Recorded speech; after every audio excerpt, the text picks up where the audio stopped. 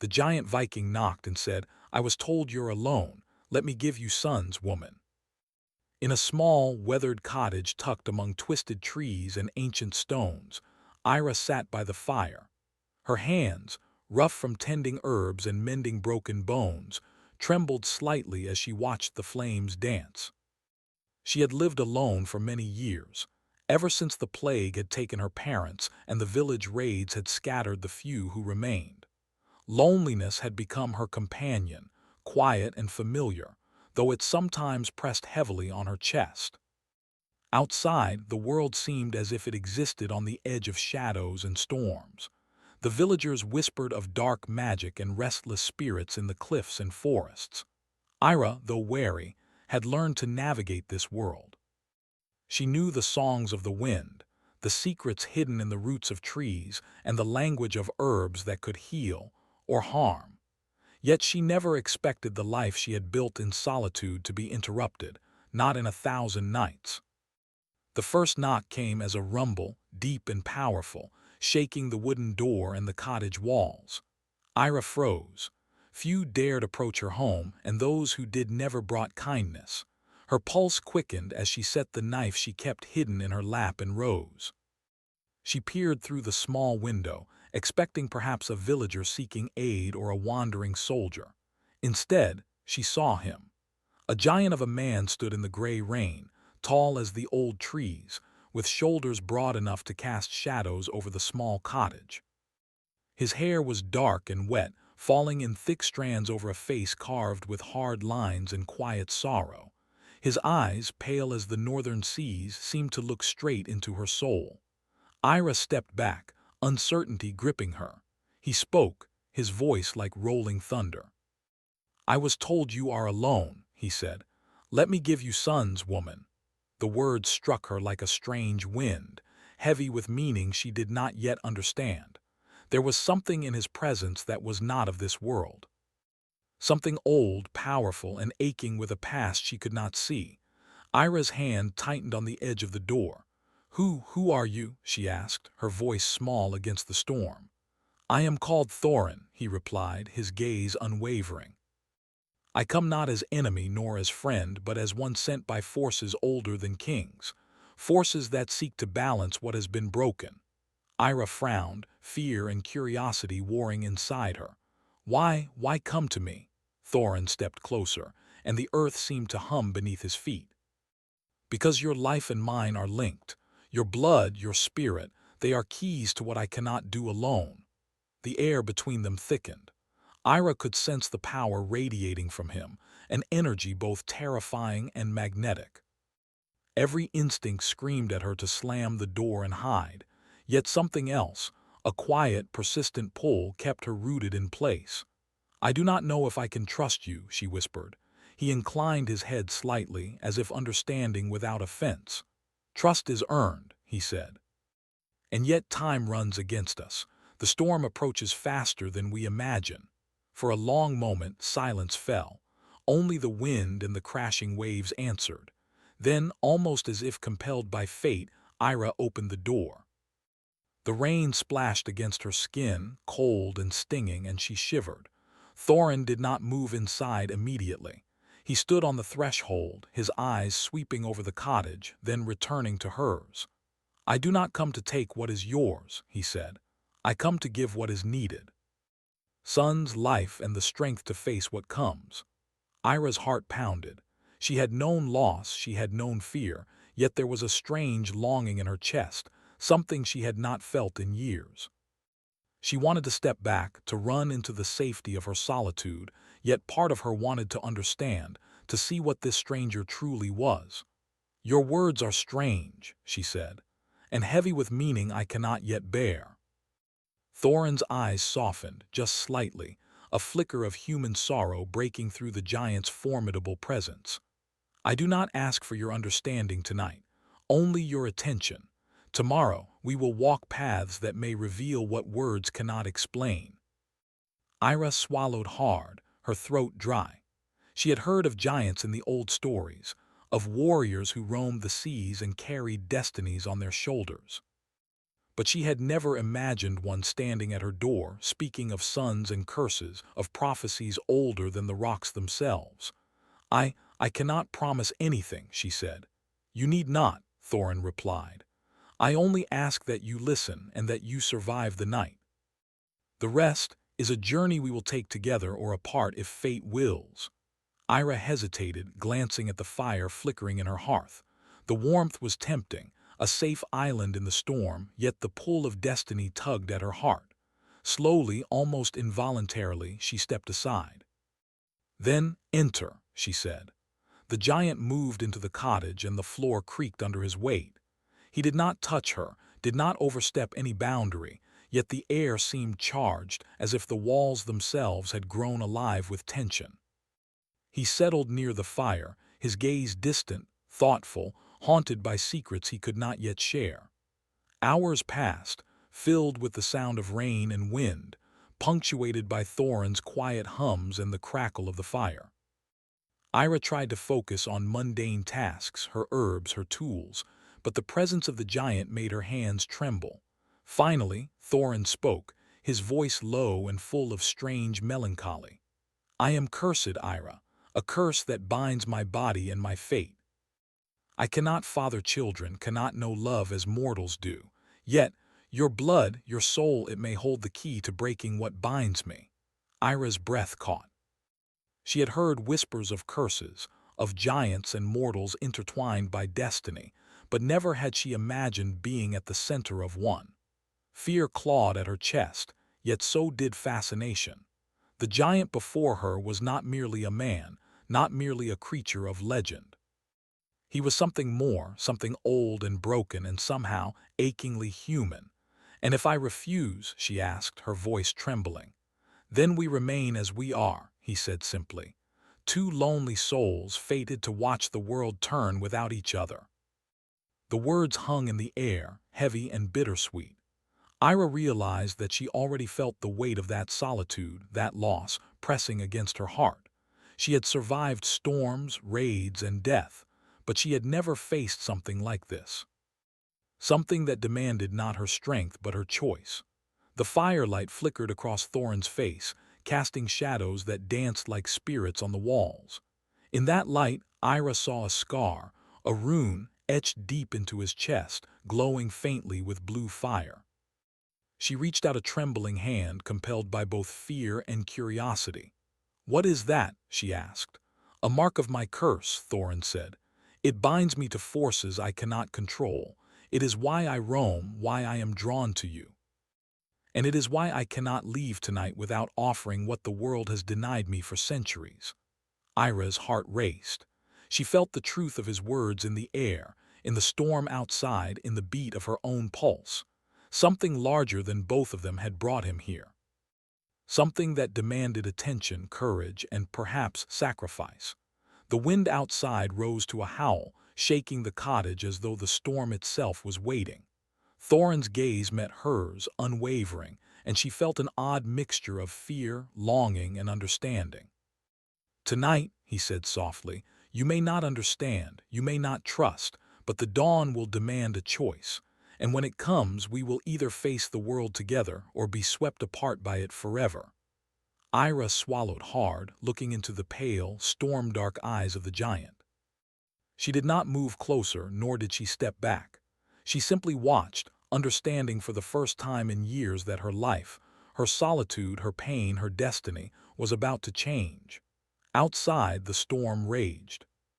Inside, two lonely hearts, one bound by curse, one bound by grief, sat together waiting for what the night would bring.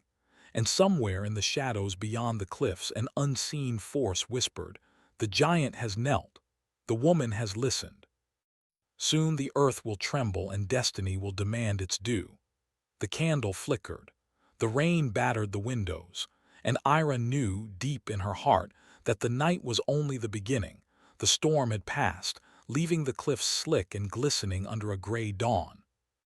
Ira stood at the threshold of her cottage, watching the sea foam churn and retreat.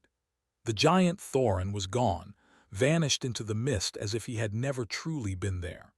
Yet the medallion he left behind lay heavy in her hand, cold and pulsing with a strange light. Ira turned it over, her fingers tracing the carved runes. Something deep within her stirred, a mixture of fear, curiosity, and longing. The words Thorin had spoken, about curses and destiny, echoed in her mind. She did not fully understand them, yet a quiet certainty whispered that her life had changed forever. By the time the sun climbed higher, painting the cliffs in gold and gray, a sense of restlessness had taken hold. Ira packed a small bag, her herbs, tools, and a few simple provisions, and set out along the winding path that led to the forest beyond the village. She did not know why, but she felt drawn to a place she had never seen, as if the medallion pulled her forward. The forest greeted her with whispers. Twisted trees arched overhead, their bare branches scraping the sky.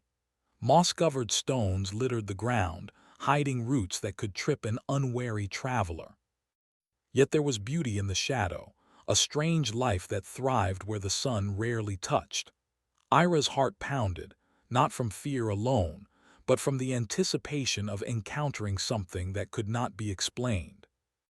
Hours passed, and just as exhaustion began to creep in, she reached a clearing where the air shimmered with a strange golden light. There, standing as if waiting for her, was Thorin. The giant's eyes softened when they met hers, and he extended a hand, careful and deliberate. "You came," he said simply. Ira hesitated. "I don't know why," she admitted. Something pulled me here." Thorin nodded, a faint smile breaking the solemnity of his face. "Fate has its ways. We are part of something larger than ourselves, Ira. You may resist it or you may embrace it, but you cannot ignore it." Their journey began in silence, moving through forests thick with mist and hills carved by wind and water. With every step, the world seemed to grow stranger. Shadows moved as if alive, whispering secrets in voices that only the heart could hear. Ira felt both fear and fascination. She had spent her life surrounded by ordinary troubles, illness, loss, solitude, but this was different. This was something alive, dangerous, and undeniably beautiful. At night, they camped beneath ancient oaks, the fire flickering between them. Thorin shared fragments of his past, battles on frozen seas, cursed lands he could never truly leave, centuries spent wandering without hope. Ira listened, her heart aching for the giant who seemed so strong, yet so broken. "You have carried so much," she said softly. "Why does it fall to you alone?" "Because it must," Thorin replied. "I am bound by the curse. I cannot father children. I cannot know peace. Yet the world still demands balance, and I am the instrument it has chosen." Ira looked at him, feeling a strange warmth in her chest. She wanted to reach out, to touch him, to ease the burden she saw in his eyes. But she remembered the rune, the curse, and the warning in his voice. She held herself back, knowing some forces could not be undone by desire alone. As days passed, the bond between them grew. Thorin taught her to read the signs in the wind and the stars, to feel the pulse of the earth beneath their feet. Ira showed him the power of gentleness, of small acts that could heal the world. Each moment, each shared glance, built a bridge between them, a bridge of trust, longing, and quiet understanding. One evening, as the sun dipped behind a blood-red horizon, they reached the edge of a mist-covered lake. The water shimmered with unnatural light, and the air felt thick with anticipation. Thorin knelt by the shore, dipping his hands into the cold, dark water. "This is where the old gods left their mark," he said. "Here, the curse can be challenged, but it comes at a cost." Ira knelt beside him, curiosity and fear intertwining. "What kind of cost?" "Not death," he said, "but a test of the heart. To break the curse, one must give without fear, without reservation. One must trust entirely." Ira felt the weight of his words, the tension that hung between them like the mist over the water. She realized that the journey was not only about breaking a curse, but about discovering themselves, facing the shadows within, the fears they had carried, and the loneliness that had shaped them both. The night deepened, and the stars above seemed to shimmer like the eyes of ancient beings watching their every move. Thorin spoke then, in a voice barely above a whisper. Ira, you have a strength I have never known. You are not merely a healer of bodies, but of hearts. And my heart longs for what it cannot claim. Ira's breath caught. She wanted to speak, to reach out, but words failed her. Instead, she simply held his gaze, feeling the pull between them grow stronger. It was a tension that neither could name, yet both understood. It was desire tempered by caution, longing tempered by fear, and an ache that would not be ignored. The next morning, the journey resumed, taking them through forests haunted by unseen creatures and valleys where the wind sang mournful songs. They faced dangers that tested their courage and wits: a fallen bridge over a raging river, a forest fire that seemed almost alive, and spirits bound by old magic that whispered doubts and fears into their minds. Through it all, they relied on each other. Thorin's strength saved Ira from falls that could have ended her life, and her wisdom guided him through traps he could not see. Each act of trust, each shared moment of vulnerability, deepened their bond. One night, as they rested in a cave high in the cliffs, Ira found herself speaking of her past, the loss of her family, the isolation she had endured, the quiet sorrow that had settled in her heart. Thorin listened, silent but present, his large hand resting near hers. "You have endured so much," he said finally, "yet here you are still walking forward. That courage, it is rare." Ira looked at him, her heart full of conflicting emotions. "And you," she asked, "how do you endure what you have endured?" Thorin's eyes softened, and he looked away toward the sea, now calm and silver under the moonlight. "I endure because I must. I endure because sometimes someone like you appears, and it makes the weight of centuries feel lighter, even if only for a moment." Ira's breath hitched. The words, simple and gentle, stirred something in her that had lain dormant for years. She wanted to speak, to confess the pull she felt, but the fear of the curse held her back. Instead, she nodded, letting the silence speak what words could not. The next day, they arrived at a ruined temple, half buried in vines and the passage of time. The air was thick with magic, and the walls were etched with ancient runes that pulsed faintly with blue light. Ira felt a thrill of recognition. The medallion, the runes, the prophecy Thorin had whispered, they were all connected. "This place," she murmured, "it feels alive." Thorin nodded. "It is. It is a place where the old gods left their mark. And it is here that the curse can be challenged, if we are brave enough to face what waits." As they stepped inside, shadows shifted, forming shapes that seemed almost human. Whispers filled the air, speaking in voices older than time. Thorin took Ira's hand, and for a moment the weight of their fear lifted, replaced by the certainty that they were stronger together. Yet, even as they moved deeper into the temple, Ira felt a chill, a warning from the magic around them. Something waited, something that would not allow them to leave unchanged. She glanced at Thorin, whose eyes were fixed on a glowing rune ahead, and felt a surge of both fear and hope. "This is only the beginning," Thorin said softly. "What lies ahead will test everything we are. But we will face it together." Ira swallowed hard, her heart pounding. She did not know what awaited them, what shadows or truths the temple held, but for the first time in years she did not feel alone. And as the light of the rune bathed their faces, a faint whisper echoed through the temple walls. "The bond has begun.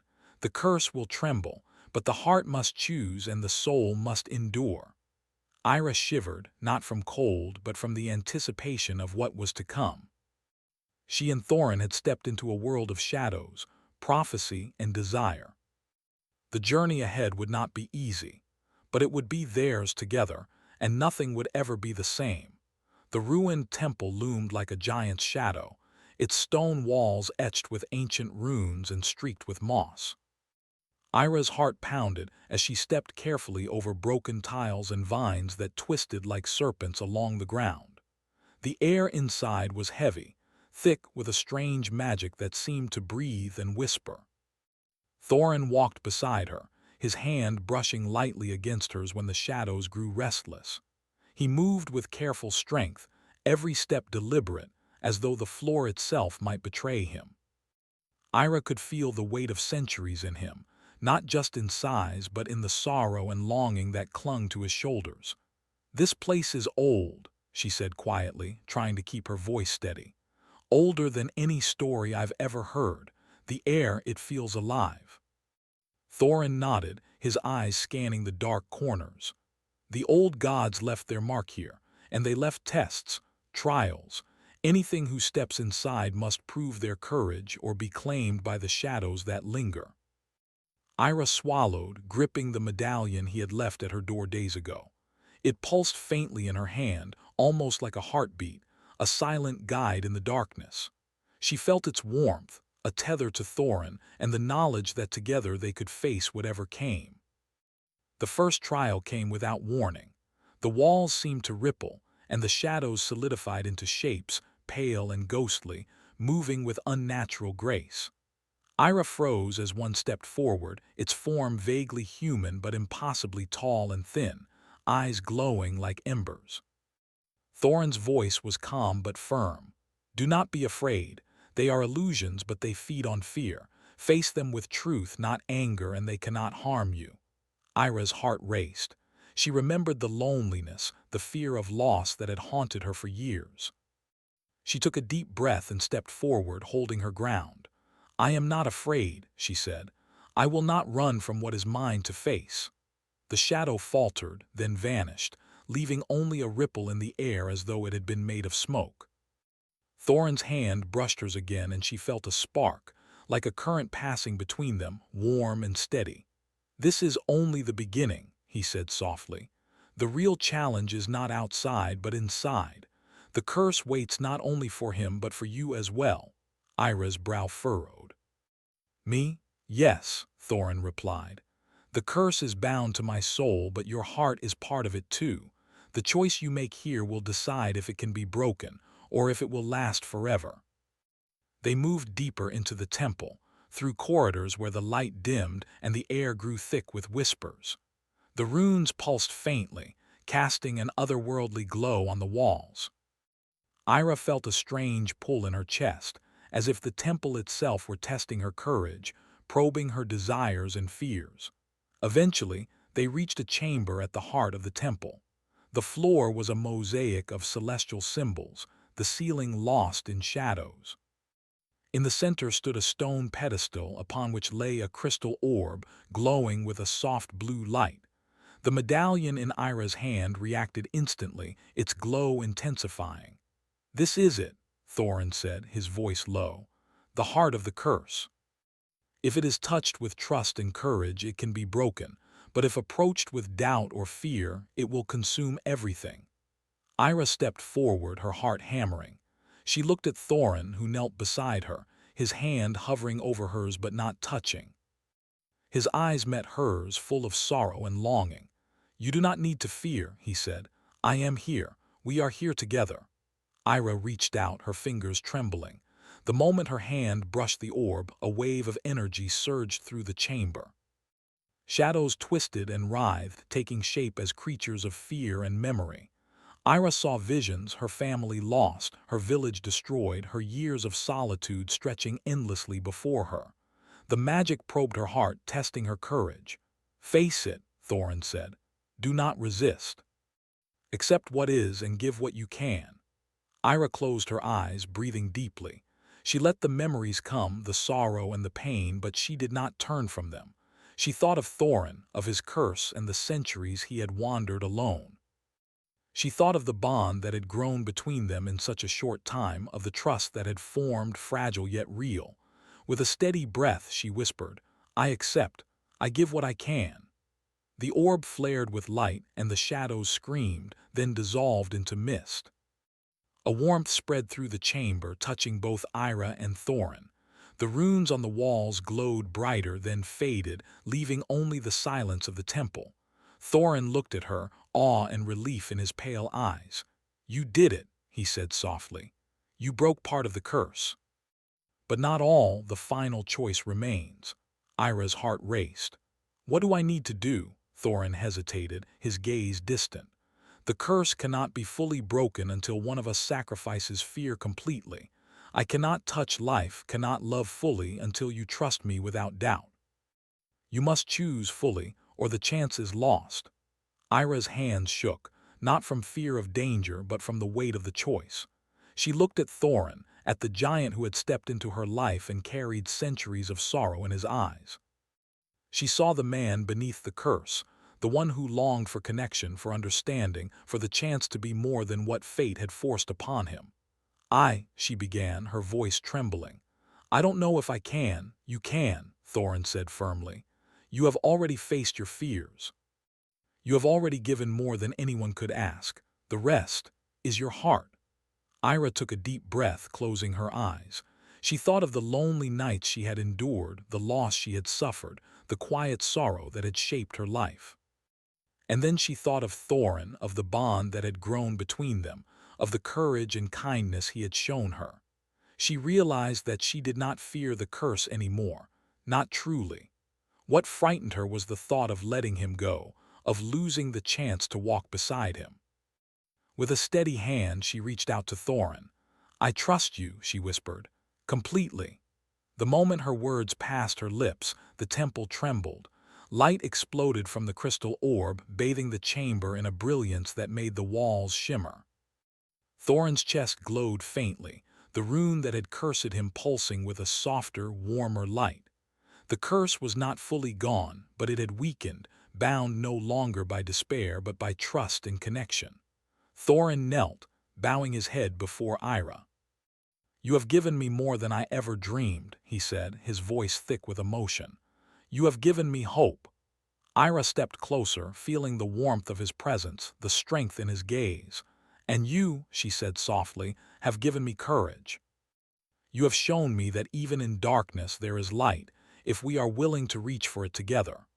For a moment, they simply stood there, the magic of the temple surrounding them, the silence thick but comforting. Then from the shadows a faint whisper echoed, a voice both distant and familiar warning them that the trials were not yet over. The curse is weakened, it said, but the world will test them. Shadows will rise, hearts will tremble. And the choice, the ultimate choice, has yet to be made. Ira shivered, not from fear but from anticipation. She and Thorin had survived the first trials, had faced fear and doubt, and had begun to forge a bond stronger than any curse. Yet she knew the journey was far from over. As they left the temple and stepped into the fading light of the day, Thorin took her hand in his own, careful and deliberate. We will face what comes, he said softly. Together. Ira nodded, her heart full of resolve. Together, she repeated. The wind whispered through the trees, carrying with it the echoes of ancient prophecies and unseen watchers. Somewhere far away, the forces that had cursed Thorin stirred once more, aware that their bond had begun. The path ahead would be dangerous, filled with shadows and tests, but for the first time in centuries, both Thorin and Ira felt a spark of hope. And as the sun dipped behind distant mountains, painting the sky with streaks of gold and crimson, they walked forward, toward destiny, toward trust, toward a bond that neither time nor curse could easily break.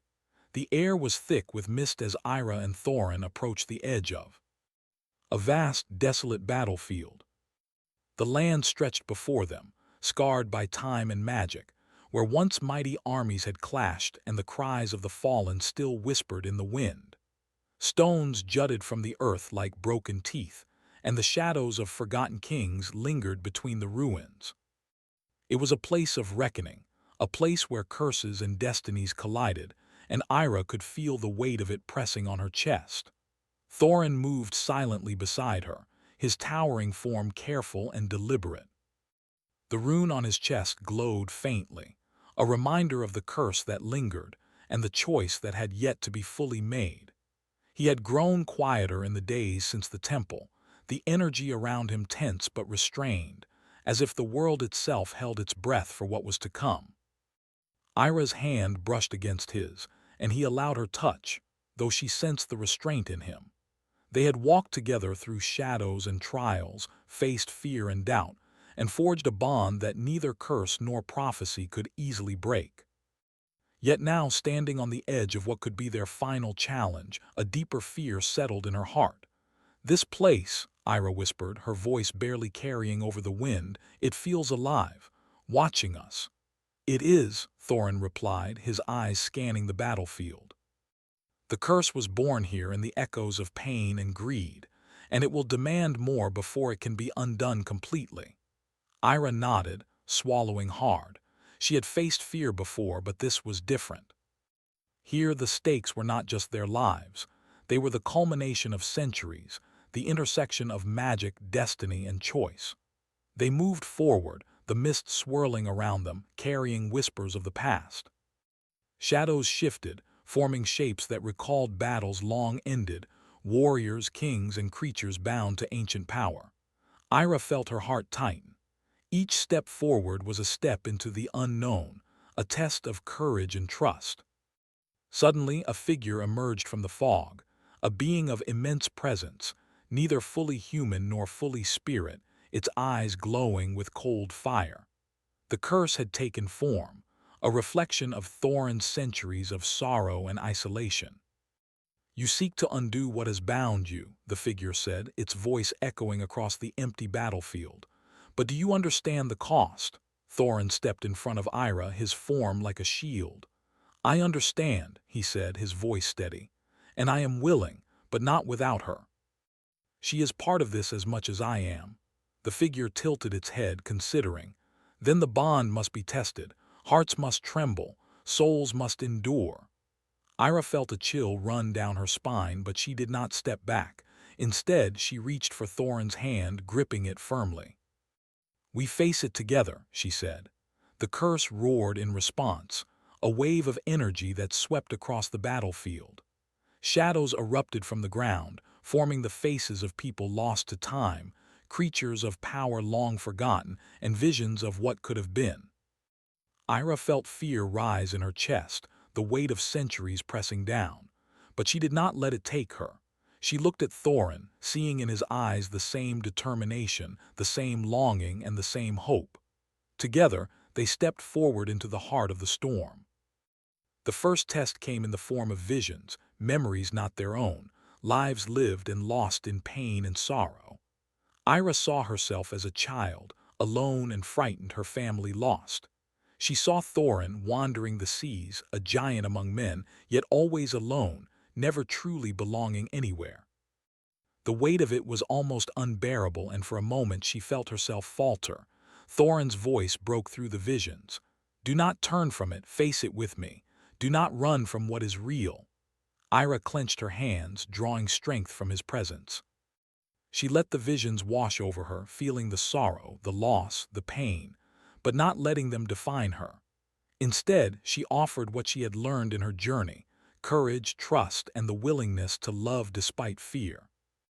The curse recoiled, as if it had not expected such resolve. Shadows twisted and hissed, but the glow of the rune on Thorin's chest intensified, reflecting the bond they had forged. "You are stronger than I imagined," the figure said, its voice a mixture of admiration and challenge. "But the final test remains." The ground beneath them shuddered, and a fissure opened, revealing a pool of blue fire that seemed alive, writhing like liquid sky. The curse demanded sacrifice, not of life, but of fear, doubt, and hesitation. To step into it was to trust fully, to give themselves completely to each other and to the possibility of redemption. Ira looked at Thorin. "We do this together," she said, her voice steady. Thorin nodded, his pale eyes meeting hers. "Together," he echoed. Hand in hand, they stepped into the glowing fire. The heat was not burning but strange and alive, filling them with a sense of both fear and clarity. Shadows rose around them, whispering doubts, but they did not falter. Their bond, forged through trials, laughter, sorrow, and trust, held strong against the storm. Ira felt a surge of energy, the pulse of magic responding to her courage. She realized that this was not just Thorin's curse. It had touched her as well, entwining their fates. By choosing to trust, to give without hesitation, she was shaping the magic itself. Thorin's hand tightened around hers and she felt his heart, strong and steady, guiding her through the fire. "You are more than I dreamed," he whispered. "More than I ever thought I deserved." Ira smiled through the heat, the tension, and the magic. "And you are more than I ever imagined," she replied. "Stronger than the curse, braver than the shadows." The pool of fire flared, then collapsed in on itself, the light spreading in waves across the battlefield. The shadows vanished, the whispers faded, and the rune on Thorin's chest glowed softly, no longer bound by despair. The curse was broken, not by force or magic alone, but by trust, courage, and the bond they had chosen to embrace. Thorin looked at Ira, awe and gratitude in his pale eyes. "You saved me," he said, his voice thick with emotion. "Not by power, not by magic, but by giving me your heart. You have given me life." Ira reached up, brushing the rune on his chest. "No," she said softly. "We saved each other, together." They stepped out of the remnants of the fire, the battlefield now calm and quiet. The wind carried a sense of peace, as if the world itself recognized that a great weight had been lifted. The shadows of the past were gone, replaced by the promise of a future they could build together. Thorin lowered himself to one knee, an echo of the humility he had carried through centuries. "Ira," he said, his voice steady and full of emotion, "will you walk with me? Not just in the moments of trials, but in the days to come, in a life we can choose for ourselves." Ira felt tears prick her eyes, not of sorrow, but of relief, hope, and love. She took his massive hand in both of hers. "Yes," she said softly, "I will walk with you, always."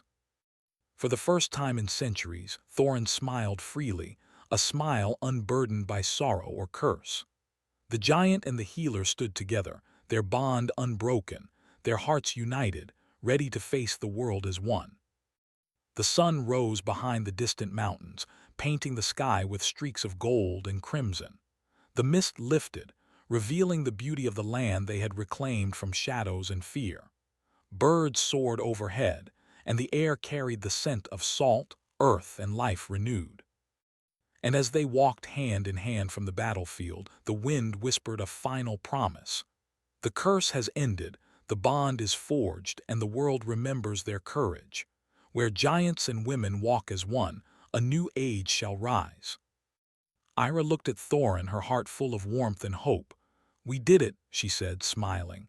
"Yes," Thorin replied, his voice gentle, "and this is only the beginning." Together they walked forward, leaving the shadows behind, carrying the legacy of trust, courage, and love. In the world they now faced, no darkness could break what they had built, and no curse could touch the bond that had been forged through trials, choice, and unwavering faith. The winds of destiny had shifted, the ancient magic had been tamed, and the giant and the healer had found a life worth living, side by side, heart to heart, ready for whatever came next. The horizon stretched endlessly before them, full of promise, full of life, and full of the hope that even the darkest curses could be broken by courage, trust, and love.